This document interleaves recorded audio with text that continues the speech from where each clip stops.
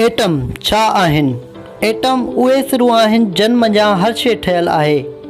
तव्हां, मां, वण, एतिरे क़दुरु जो हवा जेका असां साह तौर ते खणूं था, तव्हां एटमनि खे ॾिसी नथा सघो छाकाणि त उहे तमामु नंढड़ा आहिनि। जेकॾहिं हिकु एटम ॾिसी सघो, बेशक तव्हांखे इंतिहाई अजीब शइ महसूसु थींदी। उहे के तमामु घणे मवाद मां ठहियलु न आहिनि, असुल में उहे तमामु ज़रे घटि सॼा सारा ख़ाली आहिनि। हिकु एटम जे मर्कज़ में मादे जो हिकु पितकड़ो ज़रो दाग़ आहे जंहिंखे न्यूक्लियस सॾिजे थो।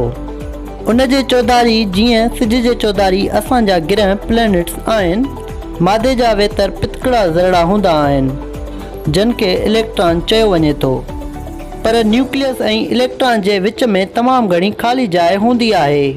उन जो मतिलबु त तव्हां ऐं आऊं जीअं त असां एटमनि जा ठहियलु आहियूं, घणो करे ख़ाली जाइ आहियूं। असल में एटमनि जे अंदरि एॾी ख़ाली जाइ हूंदी आहे जो जेकॾहिं तव्हांखे दुनिया जे सभिनी माण्हुनि जे सभिनी एटमनि मंझां सॼी ख़ाली जाइ कढणी पवे त उहे हिकु मुअक्कब क्यूब खंड जे मिक़दार जेतिरा थींदा। तसवुरु करियो, सॼी इंसान ज़ात हिकु क्यूब मुअक्कब खंड जे हुजम साइज़ जेतिरी थी वञे। गौर करियो, उहो केॾो न इंतिहाई ॻरो खंड जो दाणो हूंदो। एटमनि जे बारे में हिकु ॿी ॻाल्हि, उन्हनि जा मुख़्तलिफ़ 92 क़िस्म थियनि था।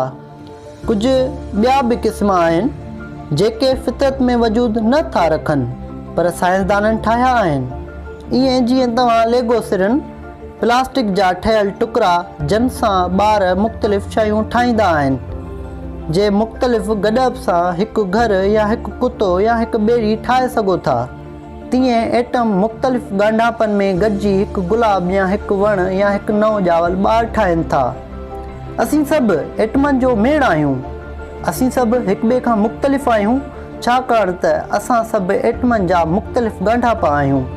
दोस्तो, मां उमेदु कयां थो त तव्हांखे हीअ वीडियो पसंदि आई हूंदी ऐं अहिड़ियूं ॿियूं इंफॉर्मेशन वीडियो ॾिसण लाइ मुंहिंजे चैनल खे ज़रूरु सब्सक्राइब कंदा। मिलंदासीं तव्हां सां हिकु नए टॉपिक सां गॾु। महिरबानी।